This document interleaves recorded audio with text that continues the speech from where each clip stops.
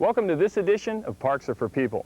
I'm Steve Folger, your host, and you'll be joining me as we take a look at some of the best sports and recreation activities here in the Southland. In today's show, we'll make a splash at one of the county's coolest hotspots, Raging Waters. After that, you'll ride along with the best mountain bikers in the country as we compete in the Outerbind cyclocross. And you'll be in for a bit of old-fashioned etiquette as we pay a visit to the Santa Anita Bowling Green Club. Finally, we'll explore the world of scuba diving with the LA County underwater diving instructors. But first, when we come back, we'll take a look at a little California history right here at Placerita Canyon. So stay with us.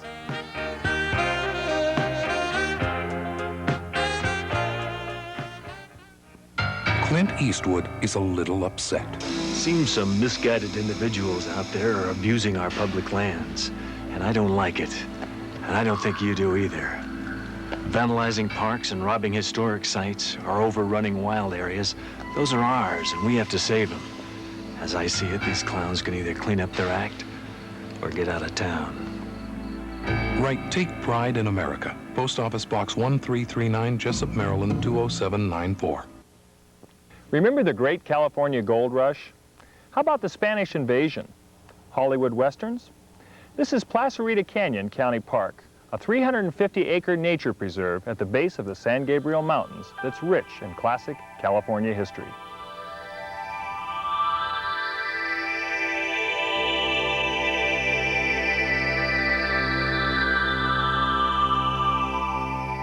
Up until about 250 years ago, the Tataviam Indians were seasonal migrants to the canyon.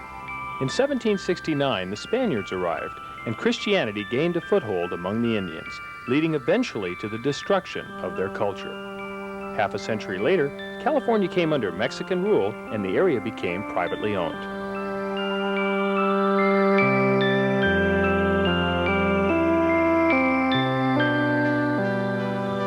In 1842, Placerita Canyon suddenly burst into prominence with the discovery of gold.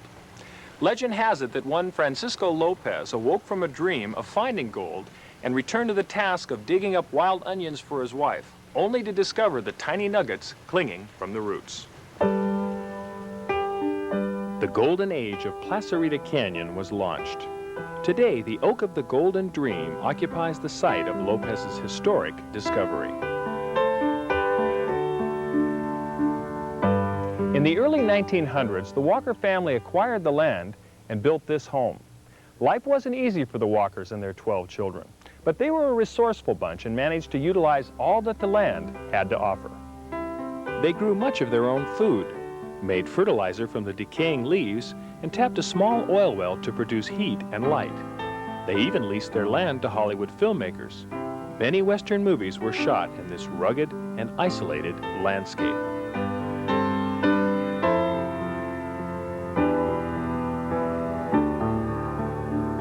In the 40s and 50s, the Walker family sold the land to the state, and Placerita County Park came into being. There are 5 different ecosystems within the canyon. The Nature Center, completed in 1971, provides an ideal setting for educating park visitors. Operated by a dedicated staff of naturalists and volunteers, the Nature Center offers organized activities for schools, families, and individual nature lovers. The displays and exhibits tell the story of Placerita Canyon's complex environment, explaining the plants and animals, geology, weather, and climate patterns, and how they interact with one another. The balance of the ecological cycle is crucial to the survival of all forms of life in the canyon.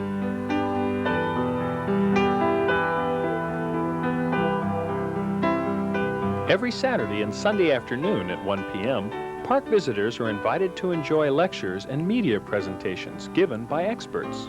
The result is a greater appreciation of our natural history.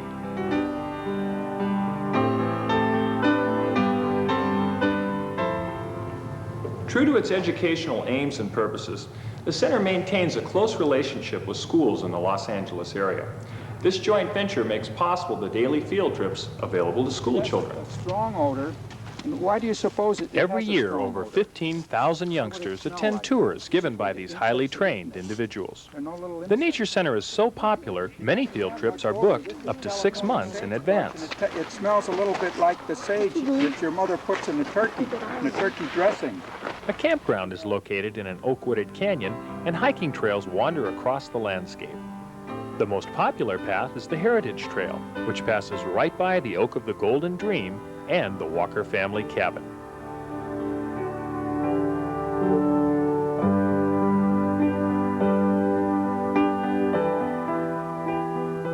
The entire canyon reflects the changes of season. Summer, winter, spring, or fall, the unique beauty of Placerita leaves its mark on each visitor. Placerita Canyon Park is easily reached by taking the Golden State or San Diego Freeway to Highway 14 and continuing north to Placerita Canyon Road. Through the many years of its existence, Placerita has been an inspiration for all who visit. From those who sought riches and wealth in the form of gold, to those who seek the calm solitude of an afternoon in the woods.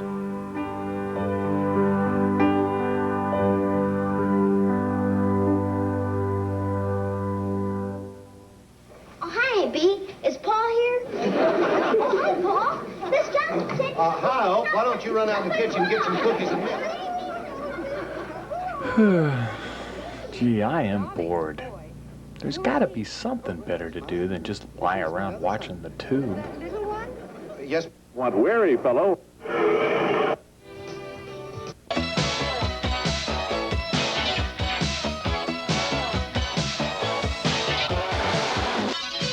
Raging waters where the 210 meets the 10 in San Dimas. A whole day of liquid refreshments.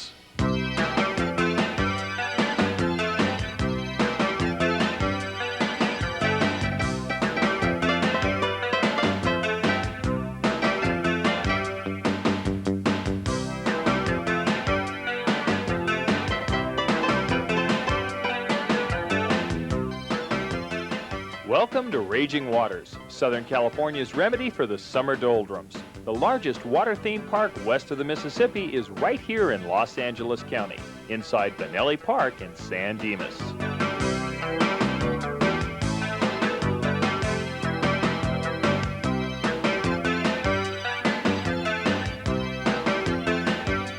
Supervisor Pete Shabaram originated the concept of developing a water theme park on a county facility back in 1981.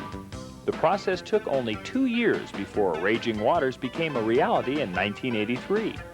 The area was created to be a tropically landscaped amusement park featuring 14 different water rides.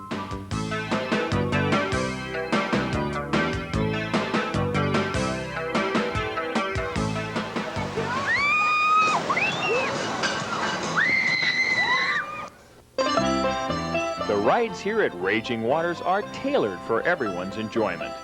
This is Raging Rivers. Here you can experience the thrill of whitewater rafting on the world's largest man-made river. You can lazily pilot your tube through the canyons and waterfalls, through the swirling whirlpools and over the waterspouts. The best is saved for last as you ride the rapids to the river's end.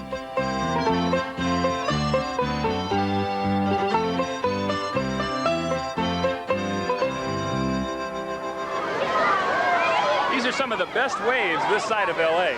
This wave cove was designed to simulate the optimal in ocean-like waves.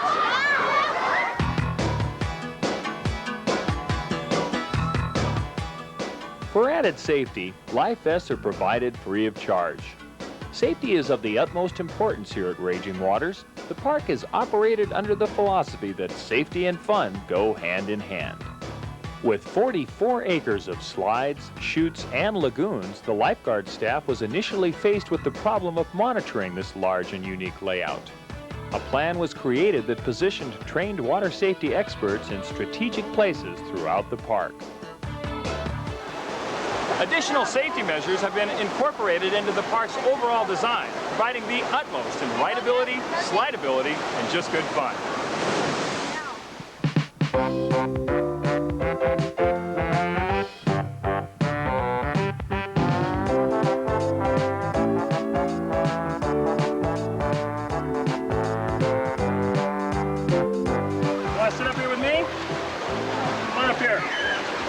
Say hello to the folks at home. Hi. Younger kids have a paradise all their own. The Little Dipper is only 18 inches deep and is carefully supervised by lifeguards. 3 activity pools offer endless amusement for the kids. Also at the Little Dipper are swing sets and a grassy area for Mom and Dad.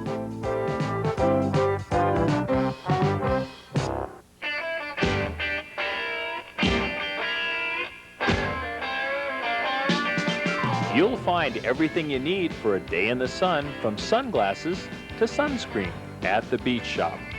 You name it and they've probably got it. And be sure to bring a healthy appetite along, because Raging Waters is known for its culinary delights, guaranteed to satisfy everyone's taste buds. The park is open daily during the summer, and admission is only $12.95 for adults and $8.95 for kids.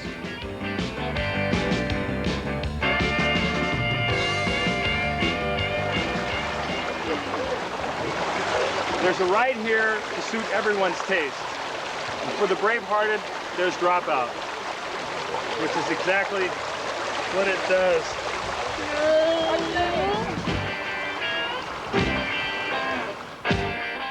The free fall in Dropout is so exhilarating, the ride takes your breath away. Gather up your courage before you take that lonely walk to the top, because on your way down, and it is straight down, you'll hit speeds up to 40 miles an hour.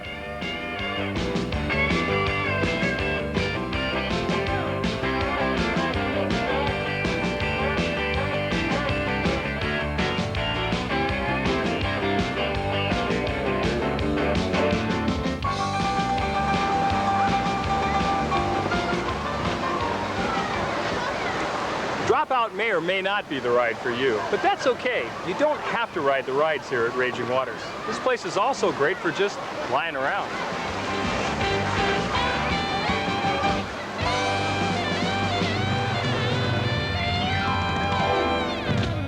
Guess where Bill is? Blue chip Bill? Gotta be Wall Street. No, he joined the Peace Corps. I thought that went out with the 60s.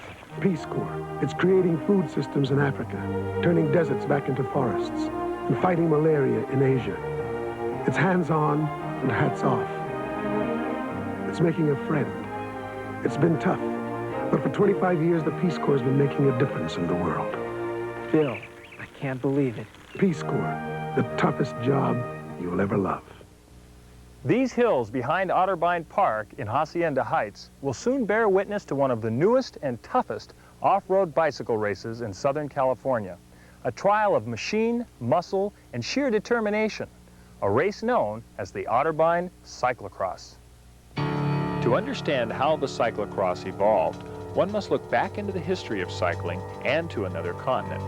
The first cyclocross competitions were begun by European racers who wanted to stay fit during the bleak winter months.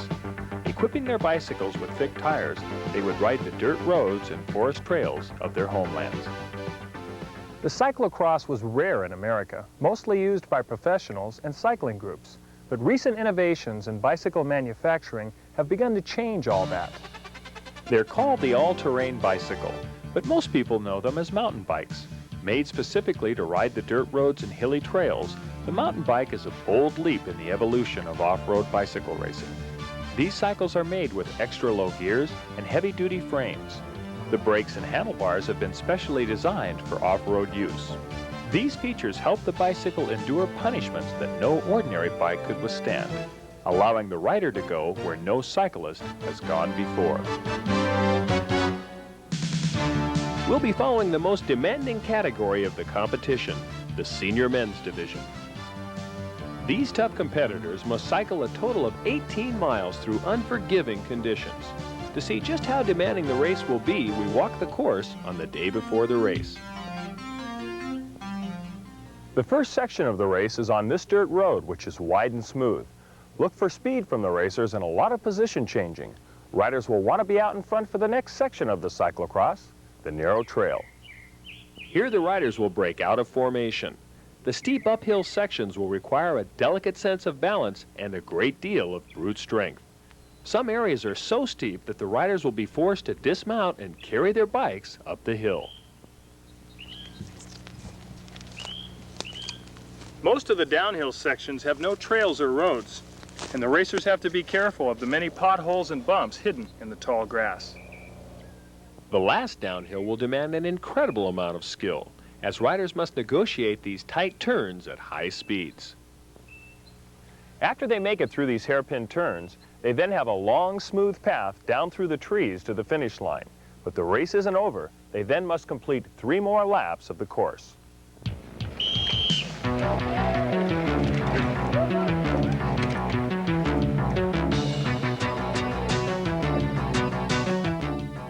The race quickly becomes a series of individual struggles. Competitors battle time and terrain in the hope of putting distance between themselves and the others.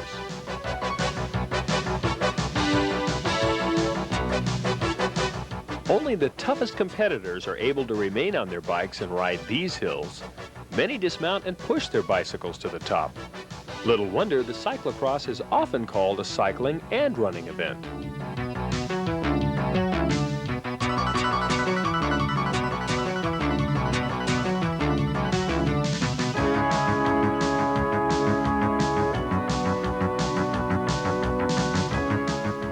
A quick turn and the racers find themselves heading downhill. But downhill doesn't mean easier. The riders must hang on as they fight to stay on their cycles.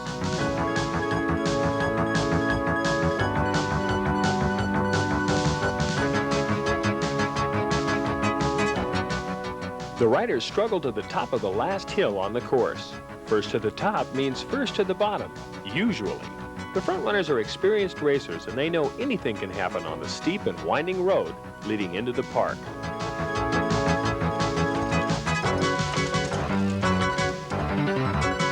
Through the trees and down into the equestrian area, the riders have only completed the first of 3 laps.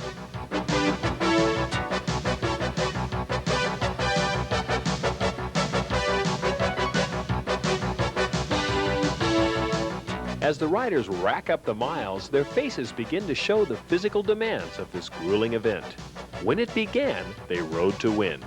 Now they ride to finish. Once atop the last hill on the final lap, the competitors know that now is the time to pour it on.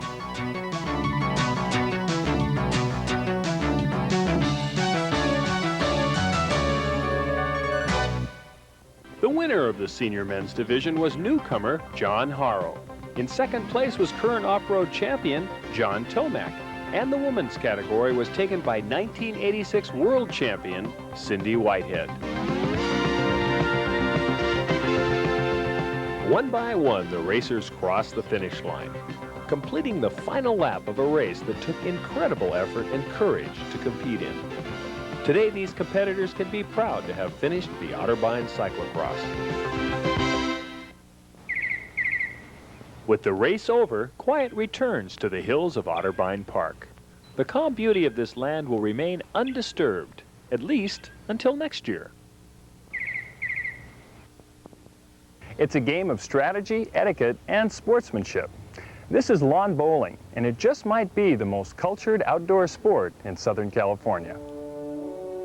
Lawn bowling is a far cry from the more commonly known form of bowling, with pins, strikes, and gutter balls. In fact, the two sports have very little in common. Modern lawn bowling was developed in early England, where the game acquired a strong sense of tradition. The sport made a permanent foothold in the San Gabriel Valley, with the completion of Arcadia County Park and the formation of the Santa Anita Bowling Green Club in the late 30s. Since then, the club has made sure that lawn bowling has remained a highly civilized and social activity.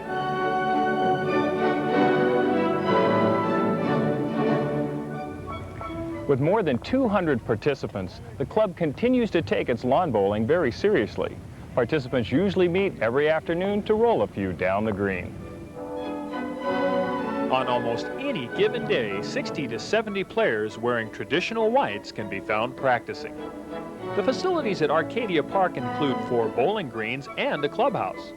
The quality of this course has attracted and entertained visiting players from as far away as Canada and Ireland. This facility is considered to be one of the finest in the country.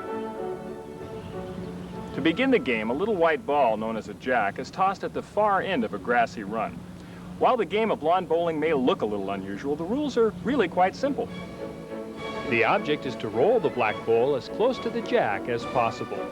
The team that does this during a round receives a point. The team with the most points at the end of the game is declared the winner. True to its name, lawn bowling is played on a carefully tailored field of grass called the green. And different courses are considered fast or slow depending on how the run is cut and sloped.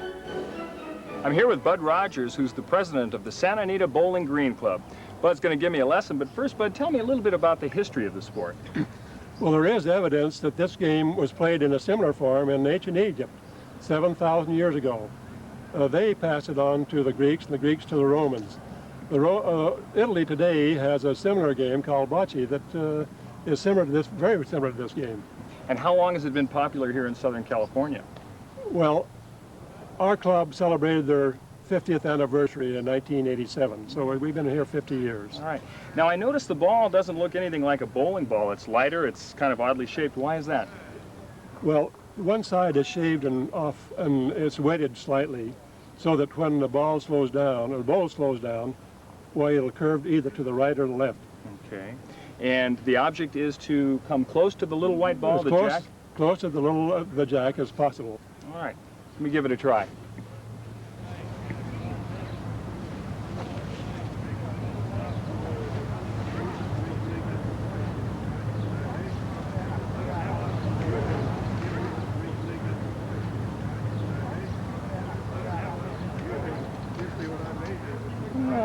Very good, very good.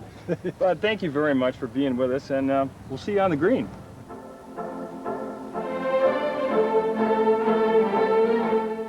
The highly developed tradition of nonverbal communication is underway at the far end of the run. Team members standing at the end of the green communicate to the teammate where best to roll the ball. Few words are spoken during the game. Teammates talk to the player through a wide variety of hand signals, creating a symphony of gestures.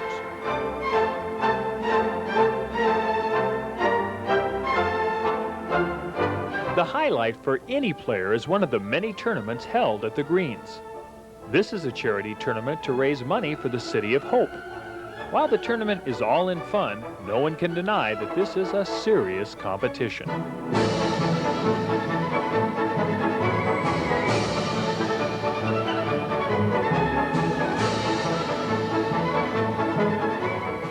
For more than half a century, the Santa Anita Bowling Green Club has kept the art of lawn bowling alive here at Arcadia Park. Because of these dedicated individuals, the tradition will live on.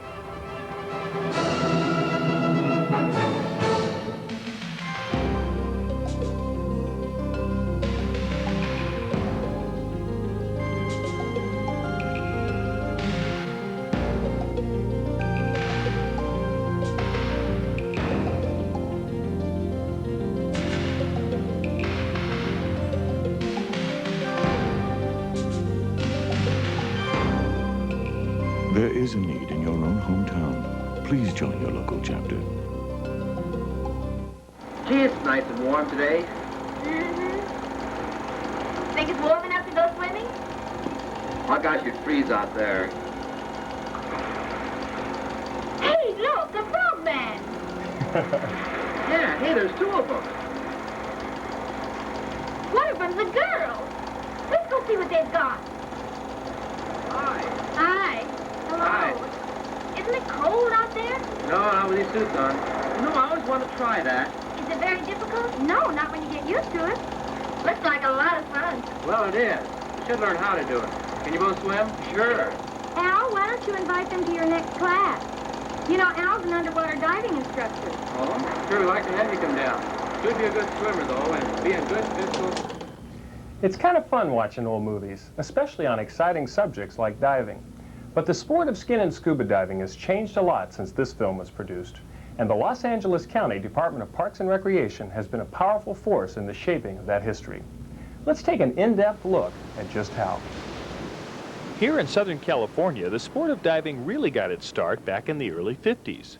All it took was Hollywood to glamorize the heroic exploits of Navy divers during World War II, and before long our local beaches were teeming with would-be frogmen. Getting into this new sport was easy. there was an abundance of Navy diving equipment at cut-rate prices in every war surplus store in town. All one had to do was plop the money down and walk out looking like Mike Nelson. The only problem was no one knew how to properly use the equipment, and that led to a serious problem. In 1954, the first diving-related death occurred in Los Angeles County.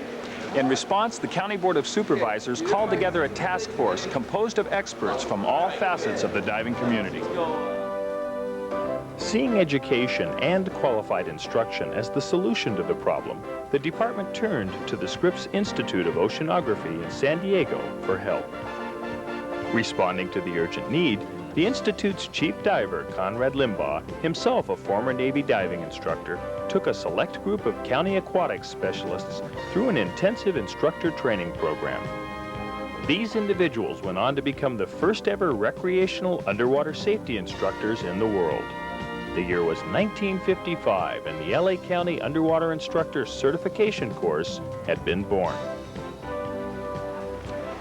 Since then, 35 UICC training courses have been conducted, and county instructors number in the thousands. Let's take a look at just what goes into becoming one of the most respected diving instructors in the world. Say two or top. Or top or two, okay? This is the last one.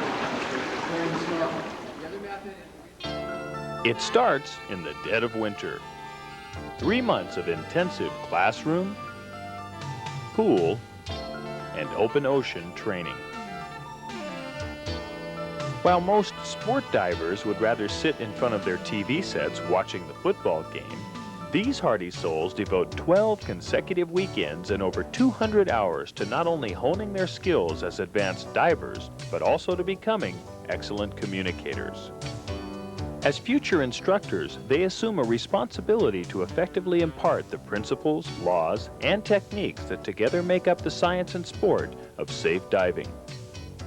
The course begins with a rigorous test of the candidate's physical conditioning, which includes, among other requirements, a timed 400-meter swim, a 25-yard underwater swim with the recovery of a 10-pound weight, and finally a bailout requiring a candidate to hit the water with equipment in hand, swim to the bottom of the pool, and then completely suit up.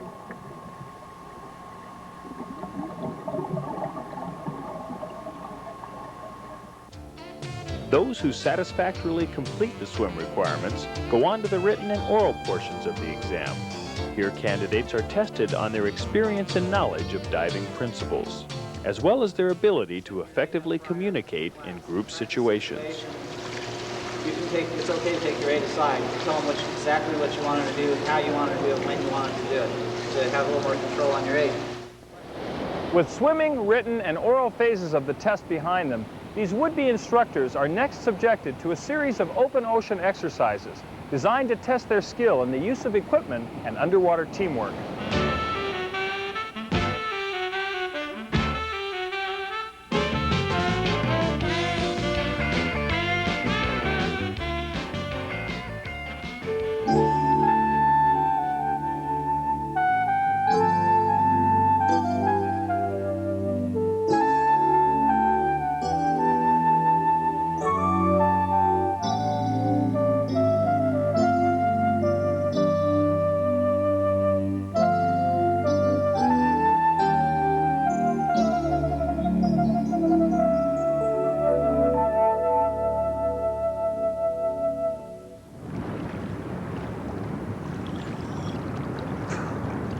There's a lot to this sport of diving, but with a little practice, under the watchful eye of a county instructor, you could soon be exploring the mysteries of the deep. Since 1955, over 250,000 students have been trained, including me. So if you're looking for an exciting new sport, this just might be it. See you below.